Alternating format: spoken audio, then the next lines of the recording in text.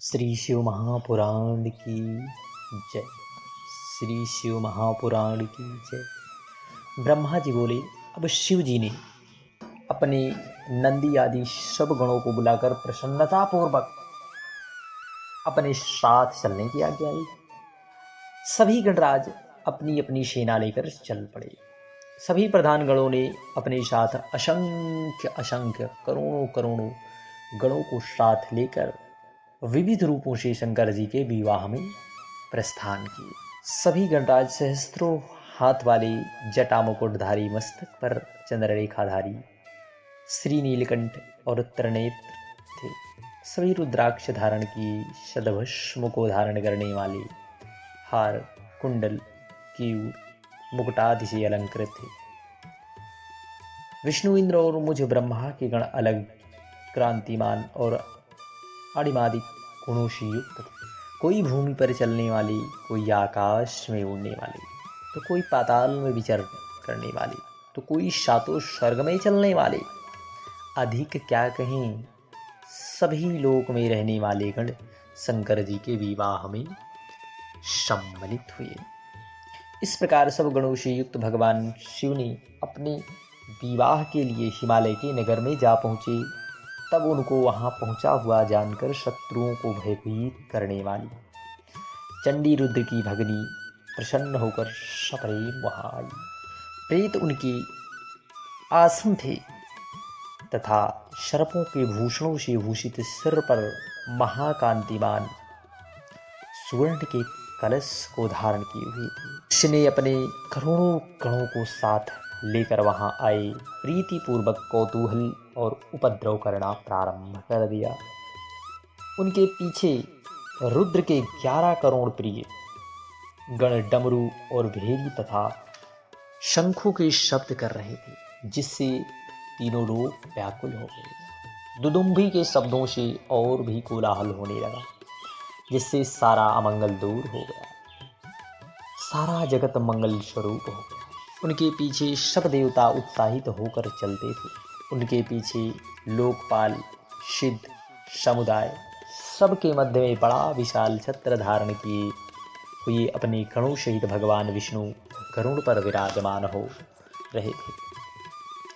उनके साथ वेदों शास्त्रों से मूर्तिमान मैं भी उस मार्ग में शोभित हुआ।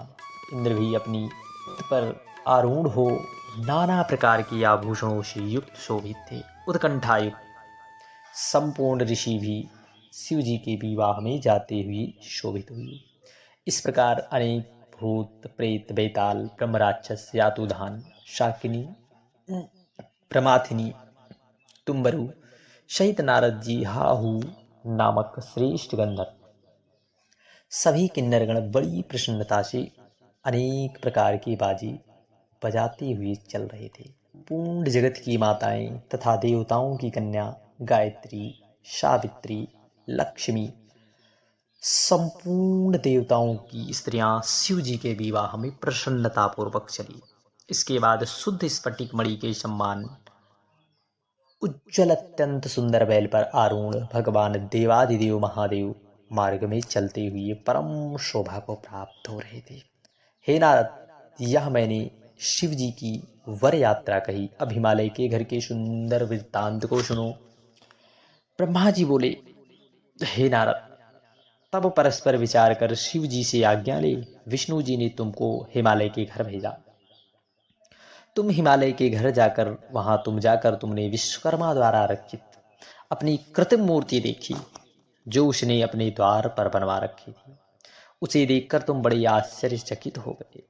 फिर तुमने हिमालय के बनाए हुए उस सभी स्वर्ण के कलश, रंभा के स्तंभों से सुशोभित वह मंडप देखा, जिसमें रत्नमय हजारों कदली के खंभे खड़े थे और अत्यंत अद्भुत वेदिका बनी थी। यह सब देखते हुए तुम हिमालय से मिले और पूछा कि क्या बारात सहित शिव जी अभी नहीं आए।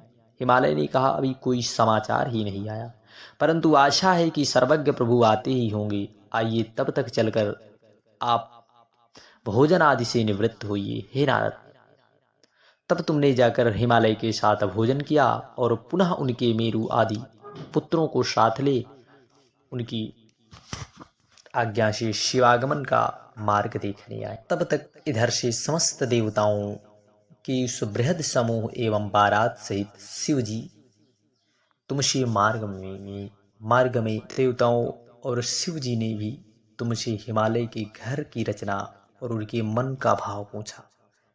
तुमने कहा सब ठीक है। तब हिमालय अपने लिए अपनी कन्या पार्वती को देने के लिए बड़ी रचना एवं बनाव के साथ उत्सुक बैठी आपकी प्रतीक्षा कर रहा है। यह सुन शंकर जी सहित सब देवता प्रसन्न हो हिमांचल के नगर जा पहुंचे। तब ब्रह्मा जी बोले, जब यह समाचार गिरजा को मिला कि बारात नगर के निकट आ गई तो बड़ी ही हर्षित हो ब्राह्मणों को अग्रिम बनाकर पर्वतों को अगवानी के लिए भेज दिया। तब हिमालय स्वयं ही अपने को बड़ा भाग्यशाली समझ आगे आए। देवसेना के दर्शन कर उनके हर्ष का अंत न रहा। देव समाज और पर्वत समाज ने एक दूसरे का दर्शन कर बड़ा सुख आनंद मानो सुखपूर्वक पूर्व और पश्चिम के दो समुद्र मिल गए हों। गांवों तथा पर्वतों ने परस्पर मिलकर अपने को कृत माना। तदंतर शिव जी को देखकर हिमालय ने प्रणाम किया और समस्त पर्वतों तथा ब्राह्मणों ने सदाशिव को प्रणाम किया। उस समय बैल पर बैठे भगवान शिव जी का मुख प्रसन्न था तथा वे उनके दिव्य आभूषणों से युक्त परम दीप्यमान हो रहे थे। उनके शरीर पर अत्यंत बारीक सुंदर रेशमी वस्त्र बड़ा शोभित हो रहा था। सिर पर रत्न जड़ित मुकुट था, श्वेत क्रांति थी और वेद मंद मंद मुस्कुरा रहे थे। भूषणों के स्थान में वे सर्पों के भूषण पहने थे, जिससे उनके अंगों की अद्भुत कांति और दिव्य प्रभा हो रही थी। लोकपाल हाथों में चामर लिए उनकी सेवा कर रहे थे। उनके बाएं भाग में मैं, दाहिने भाग में विष्णु, पीछे इंद्र, इधर उधर देवतागण विराजमान हो रहे थे। वे सभी वरदानी शंकर जी की स्तुति कर रहे थे। इसी समय गरुड़ पर बैठे भगवान शिव जी को हंस पर बैठे मुझको देखकर हिमालय ने आदरपूर्वक प्रणाम किया। शिव जी के इधर उधर तथा पीछे वाले सब देवताओं को प्रणाम किया। फिर शिवाज्ञा से हिमालय सबके आगे आगे होकर अपने नगर को चले और पीछे शेष देवगण शिव जी को साथ लेकर चल दिए। सभी हिमालय के नगर को देखकर उनकी प्रशंसा करते हुए वहां गए जहां शिखर पर सबके ठहरने का सजा हुआ स्थान था। वहां पर भी हिमालय ने उत्साहपूर्वक वर का स्वागत किया और समस्त देवताओं, मुनि तथा अपने अपने सुंदर श्रृंगार कर शिव जी हिमांचल के घर चले। उस समय मैना ने शिव जी को देखकर इच्छा प्रकट की, हे मुनि, तब तुम बुलाए गए और तुम मन ही मन शिव जी को प्रणाम कर उनकी अभिलाषाओं को पूर्ण करने की इच्छा से वहां गए। वहां आश्चर्यित हो मैना ने तुमसे मदहारी शंकर के रूप को देखने की इच्छा प्रकट की।